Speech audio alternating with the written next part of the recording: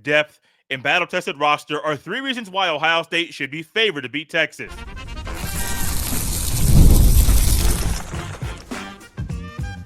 You are Locked On Buckeyes, your daily podcast on the Ohio State Buckeyes. Part of the Locked On Podcast Network, your team every day. Welcome in, Buckeye fans, to your Feel Good Friday edition of Locked On Buckeyes, which is your daily Ohio State podcast. Part of the Locked On Podcast Network, your team every day. I am your host, Jay Stevens, also the host of the Jay Stevens Podcast. And today's episode is brought to you by FanDuel. The NFL playoffs are almost here, but it's not too late to get in on the regular season action with FanDuel, because right now new customers can finish the season strong with $250 in bonus bets if your first $5 bet wins. Simply visit FanDuel.com to get started. During today's show, we will thank Larry Johnson and Justin Frye for their work during the playoff, as well as what's coming up next for Will Howard. But before we get to any of that, the Buckeyes' talent, depth, and battle-tested roster are three reasons why Ohio State should be favored to beat Texas. And this is a matchup that we're going to get week one of next season, and I'm glad we're getting it right now in the playoff. Ohio State wants to go and play the teams that are the best, that are going to test them on the field to show everybody and their mama that even though Ohio State has a tough road to win a national championship, they can overcome every single obstacle in the playoff en route to winning a national championship. While Texas is up next, I do think Texas can do some things that pose a threat to Ohio State. Ohio State's offense and Ohio State's defense. However, I do think Ohio State is able to overcome any obstacle Texas throws at them. I think Ohio State has players on both sides of the ball that are ready for the challenge that Texas is going to be in about a week from now. One thing I know is this is going to be basically a home game for Texas. Austin and Arlington, they're not that far away from each other. There are going to be a lot of Longhorns fans there, but there are also going to be a lot of Buckeyes fans there, loud in AT&T Stadium, cheering their team on all night long. And that's going to help Ohio State in this environment that you may say, oh, it's going to be right there, basically a home game for Texas. No, that's not going to be the case. What we have seen from Ohio State, there were a lot of Ohio State fans in Autzen Stadium during the October 12th matchup between the Bucks and Ducks. There were plenty of Ohio State fans on New Year's Day out there in Pasadena, and I expect the same thing in the Cotton Bowl. Ohio State's playing right now in a way that there's not a team in college football that can beat them. I had my own thoughts and sometimes doubts about Ohio State in the playoff and how things might go. We know what we thought we should get from Ohio State. We're currently getting that. And what we're getting right now from Ohio State is a team defensively that is not giving up on a pass rush, that is getting a pass rush on the quarterback. And even if it takes the quarterback 3 or 4 seconds to potentially throw the ball, you have a secondary that is holding up in pass coverage. There's some of these sacks that Ohio State is getting, they're coverage sacks, but also they're sacks where the defensive line is not giving up. They're not mailing it in. They're not saying, oh, well, I'm tired, man. I can't get – no, they're pushing. They're going very hard all the time, and that's very clear when the Buckeyes are playing. Well, Texas has Quinn Ewers, and Texas has a team that wants to run the ball, and Texas has a defense that's top 5 in the country in numerous statistical categories. Ohio State's better. They're just simply better.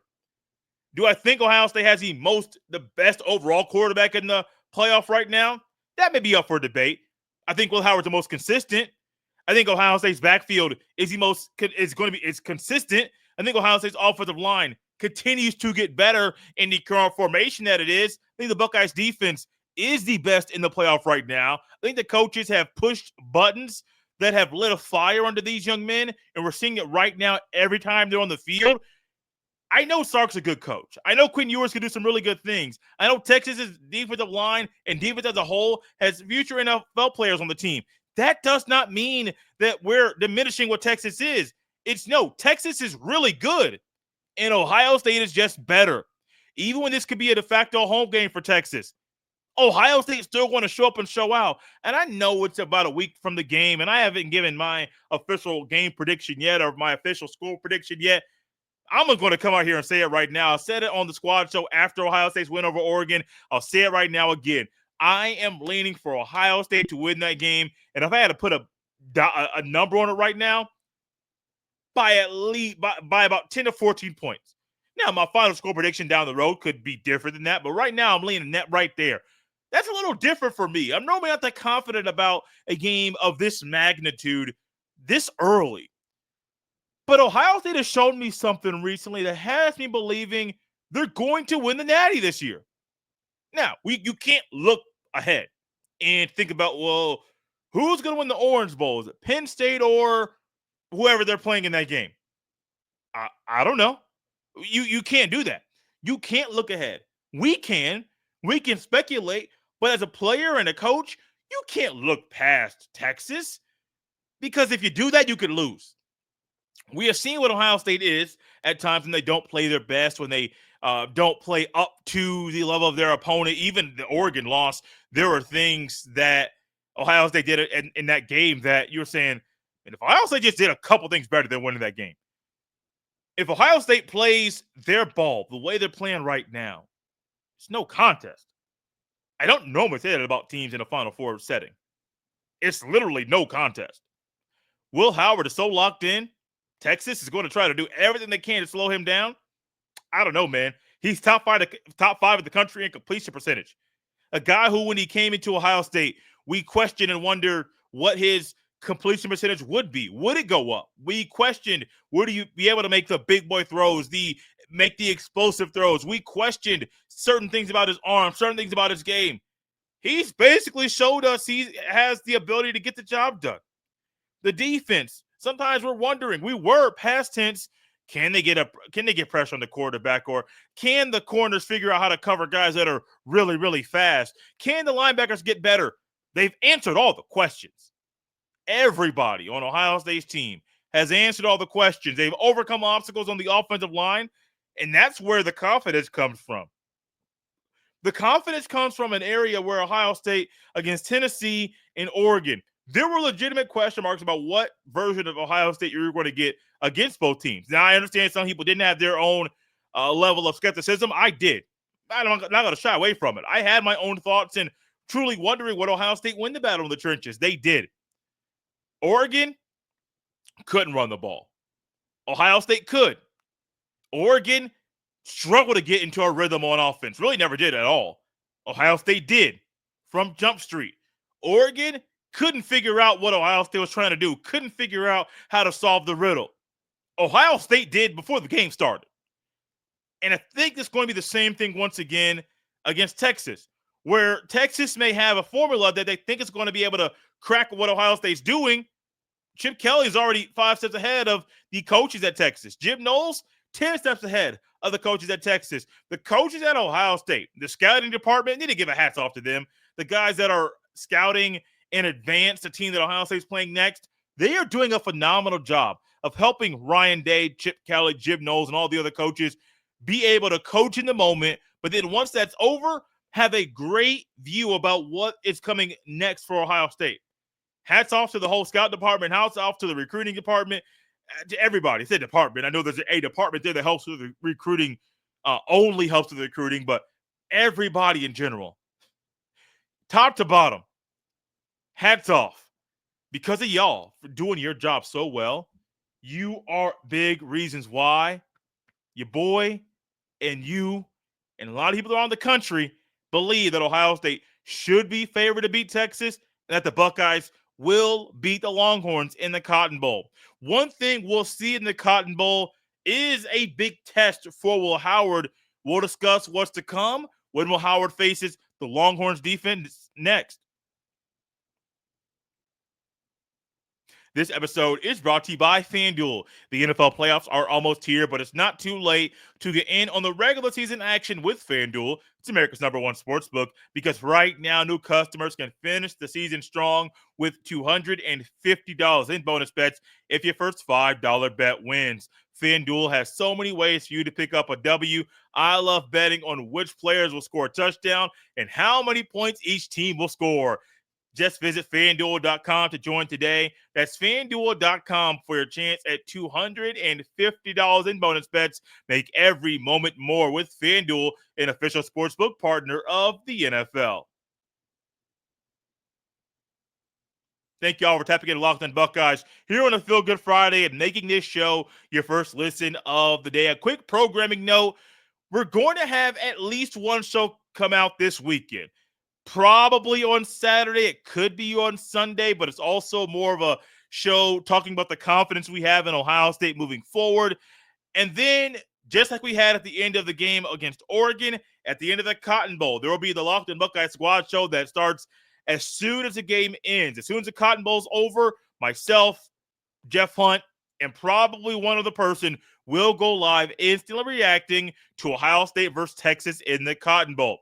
Speaking of that Cotton Bowl, which is next up for the Ohio State Buckeyes, number 18 in the Scarlet and Gray is playing great right now. He is a guy that's locked in. He's well-versed in what's coming up next, and he knows how to attack the opposing defense right in front of him. And Texas is another defense that's going to pose a massive threat for Will Howard. They've been great all year long. The numbers back that up. The eye test backs that up. And I do think that Will Howard is going to be able to have the answers to the test. Maybe a Scantron where, the whole circle in the bubble. I think he's going to have the answers to the test before the game starts because he's done that all year. One thing about Will Howard, even sometimes where he has struggled a little bit, he knows how to bounce back. He knows how to overcome certain things. The Michigan game was an anomaly. It wasn't the norm. The norm for Will Howard was being able to bounce back and being able to crack the code right in front of him. Well, look at this test for Will Howard and for the Buckeyes offense, its offense in general. Texas is top 5 in a lot of defensive categories. Ohio State's actually better than them in some of these. In points allowed, Ohio State's allowed 12.1, the number 1 in the country in that category. Texas is number 4. They've allowed 14.5 points. In sacks, Ohio State has 47 sacks this year. Texas has 44. Ohio State's number 3 in the country. Texas is number 4. In rush yards allowed. Now, this is one category where Ohio State's number 5. Texas is not in the top 5. Ohio State's number 5 with allowing 92.2. Texas is only allowing 111.8 rushing yards per game. In passing yards allowed per game, Ohio State's number 1 in 152.4. Texas is number 4 in 166.1. And so when I think about this, also there's another one. Yards allowed per game. Ohio State's number 1, 244.6. Texas number 3, 277.9. Now you may be sitting here thinking, Jay, why in the world would you talk about Texas in this way? Because you want to know what kind of a team you're facing and give them the respect they deserve before the game starts. Because the more respect you have for your upcoming opponent, the more serious you're going to take your preparation, you're going to take your film study, etc., etc., etc. In Ohio State right now, I know they have answers, but a lot of the reasons they have answers is because of number 18. The way number 18 is playing, it doesn't matter if it's Texas, who has a really good defensive line with future NFL players on that thing. He found a way to overcome that. It doesn't matter if it's Oregon, who has future NFL players at all 3 levels, and a team that really did some good things for the Ducks' sake the last time these two teams played. Will Howard figures some things out. And when it comes to Texas, I know it's the first time you're playing this team. I know it's another SEC school. I think Will Howard's going to have the answer to the test once again. But all of that also goes to the trust Chip Kelly and Ryan Day have in Will Howard's ability to be able to look at a picture pre-snap, utilize motion pre-snap to help him once the ball is snapped. We saw that from Jump Street, first play of the game against against Oregon. I think you're going to see that again. Now, do I think they're going to do the same type of play with a different wrinkle during the first play against Texas? I don't know. It worked both games. I'm not sure if they're going to do that or not, but I do think we could see Ohio State against Texas get the tight end involved, not just early in the first play of the game of G. Scott Jr. I think more overall. I think in the upcoming game, I think you could see Will Howard go to the tight end, no matter if it's Will Kazmarek or G. Scott Jr. or Bennett Christian, maybe even Jelani Thurman. I don't know which one, but I think you can see Will Howard go to those guys more often than he has. But Will Howard's test is not just with his arm. He's leading the offense. And as Will Howard leads the offense, I think you might figure out a way that Ohio State could lean into the run a little bit earlier. but I think they're going to do that while consistently utilizing the pass to open up the run. That's against my own conventional thinking in the way that I was brought up to play football, because myself, maybe like you, we were all brought up to think about football. You run first, then set up the pass. Very much like in basketball, where it used to be you go inside to the big man to open up things on the outside. Now all of a sudden, guys are going outside in. But the thing is, you still want to be able to, if you're going inside out or outside in, you still want to be able to win the battle in the trenches. Because no matter what type of offense you're running on football or in the basketball court, it doesn't matter. You're still going to be able to be physical. You're still going to be able to battle and do a lot of the dirty work. And I think Will Howard has really done a great job of helping the offensive line in pass protection and helping them slide the protection to the right way. Carson Hinsman, let me just say it, man. You have done a phenomenal job. Coming back and being a center once again, really getting that job back on short notice after Seth McLaughlin tore his Achilles. Then all of a sudden, as that offensive line has gotten more chemistry and has been able to mesh and gel during the break between the Michigan loss and the first game of the playoff, you have seen Carson Hinsman do a lot of great things, and the offensive line has been more in sync, has been able to communicate a whole lot better, and that goes back to the center. Yeah, Will Howard's been able to help those guys too, but put them in the right position to be successful. But Carson Hinsman is the quarterback of the offensive line, and those 6 guys have done a great job of communication, and they've done a great job of just doing their job. I'm going to talk more about them later in the show. But Will Howard, I think he's ready. He came to Ohio State to do 2 things: raise his draft stock and win a national championship. To do both of those things, he was going to have to raise his level of play. Before the season, I made a comment saying Will Howard's going to have a career year at Ohio State. Now, I know he's played more games this year than he ever had in a single season there at Kansas State. So if you take away the Oregon numbers, compare Will Howard's first 13 games this year to his best year there at Kansas State. And I think you'll be able to say, yes, Will Howard has had a career year here in Columbus, but his work isn't done. And I think Will Howard, once again, is going to realize, I know I've been sailing on some balls. I know I've been hitting some balls in tight windows and able to fit them right in there for my guy to catch it. I got to be more in tune, more in sync. Don't let some of those things be airmailed. Don't let some of those things hit the dirt short of the receiver. Be able to get things and just be crisper. And if he is a crisper quarterback that he already is, it's night. It's lights out. It's cut the lights off. The party's over, because Texas is going to have no answer. Top 5 in points allowed. Top 5 in yards allowed. Top 5 in sacks. Top 5 in passing yards allowed per game. This is the kind of defense that Will Howard's about to go up against.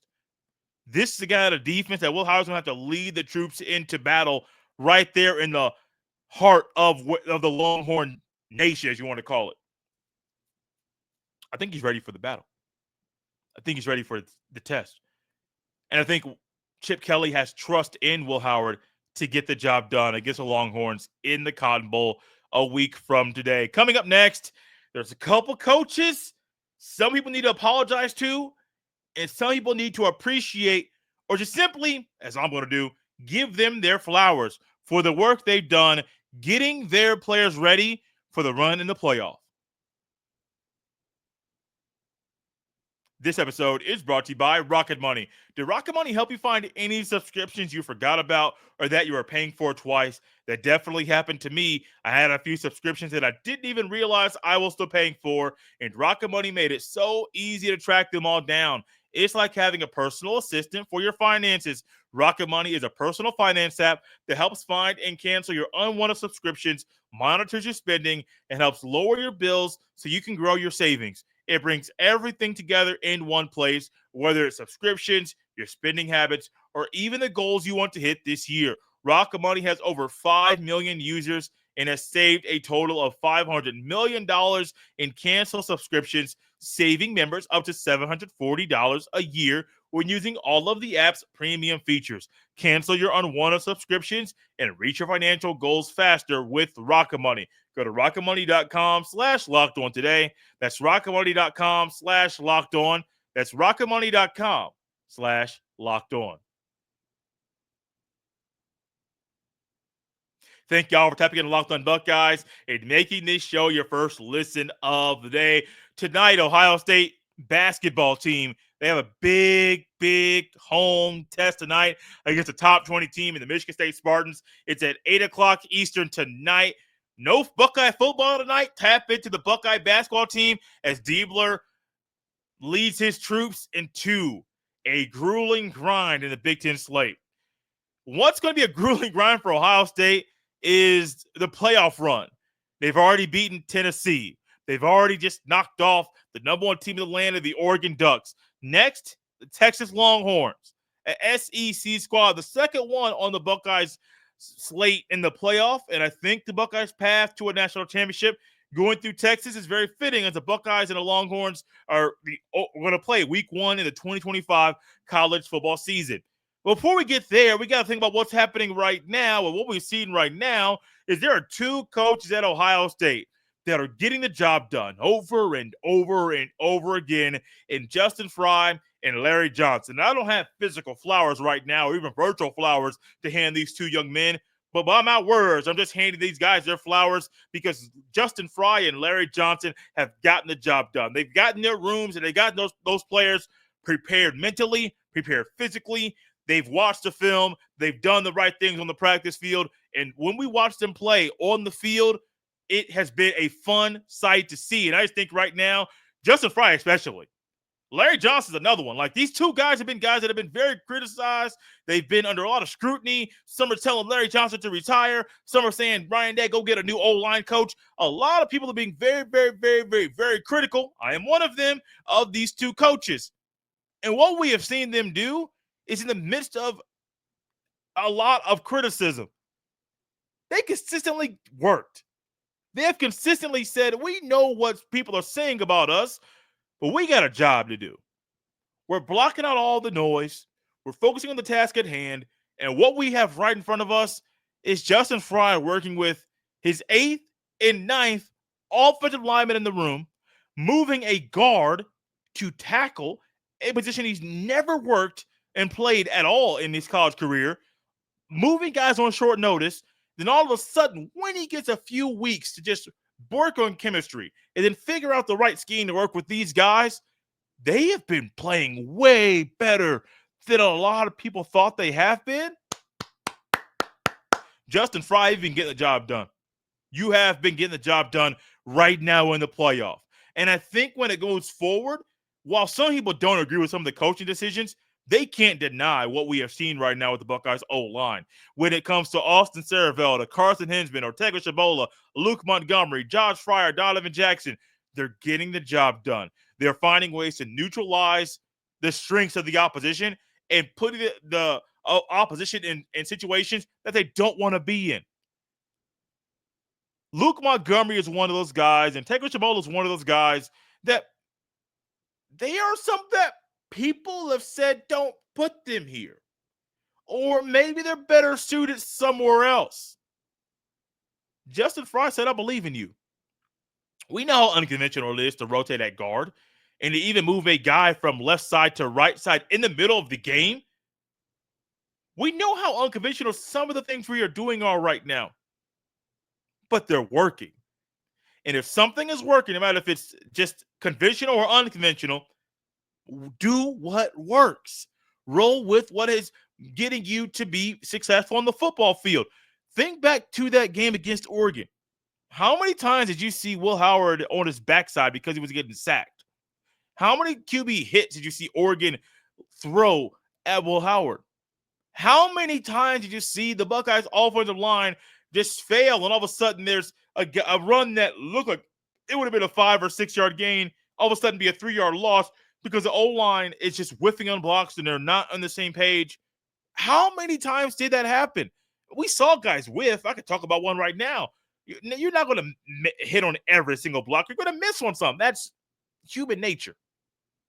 However, for the most part, as a unit, they're playing way better than most people thought they would.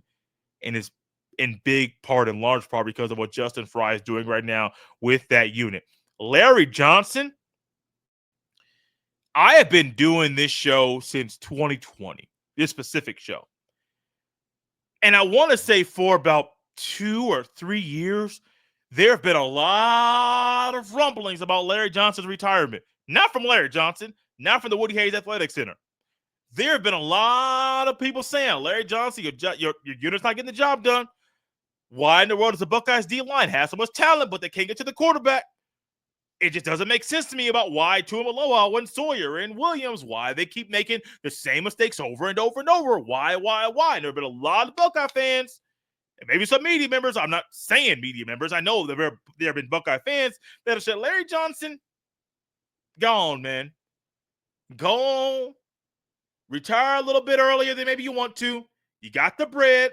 Go have some fun in the sun, and just let somebody else a little bit younger to try to come in. We were even talking about Jason Taylor, who's right now at Miami, coming up and trying to be groomed, kind of be matured and worked with to be the next D-line coach at Ohio State. Did anybody know what if Jason Taylor could coach? I don't think a lot of people that were fans saying, bring Jason Taylor up here, bring him up here. I don't think a lot of fans that were saying that knew if Jason Taylor could coach or not. I don't think so. Maybe recruit, but could he coach? No, a lot of people did not know. They knew a name. He's in the Pro Football Hall of Fame. Bring him in, man. Bring him in. And what has Larry Johnson done? Amidst a lot of people telling this man to retire. Amidst a lot of people telling this man to just leave Ohio State and for Ryan Day to go ahead and get somebody else to replace Larry Johnson, no matter if Larry Johnson retires or not. Amidst all of this stuff about him, amidst all the criticism about his guys in the room, amidst even Nick Saban saying there's an antiquated pass rush and look for Ohio State's defense. Amidst all of this stuff that's being said bad about him and negative about his players, what has he done? He's gotten these boys right.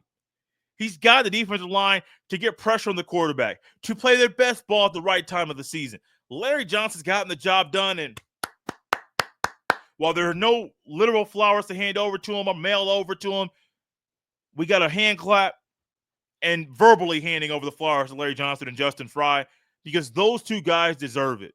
Now, the work isn't done. No matter what praise you may receive right now for the work that's been done for the first 2 games in the playoff, the work isn't done. You got at least one more game. You beat Texas, then you got the national championship, which is the ultimate prize. The ultimate prize is Ohio State winning the national championship, and Ohio State has a legitimate shot to do that. They are favored to beat Texas. They should be favored to beat Texas. To me, they should be favored to play and to beat anybody they play, because they have answers for a lot of things opposing teams will throw at them. And right now, via our friends at FanDuel Sportsbook, they are currently right now the betting favorite to win the national championship at plus 110. Second is Texas at plus 380. And then Notre Dame at plus 430. Penn State at plus 460. And then Georgia at plus 1700. This is being recorded during the Sugar Bowl, which is why Notre Dame and Georgia are still there. By the time you listen to this, the game has been completed, and one of those teams has advanced to play Penn State in the Orange Bowl. I believe the game is next Thursday. I am looking forward to what's coming up next for these two guys and for their rooms and for their units, and to see how they advance them and how they help them prepare for the next opponent. Texas is going to pose a threat on the O-line and D-line. Will Ohio State win the battle in the trenches once again? They did it against Tennessee. They did it against Oregon. Will they rise to the occasion and answer that bell and get the job done, win the battle in the trenches once again?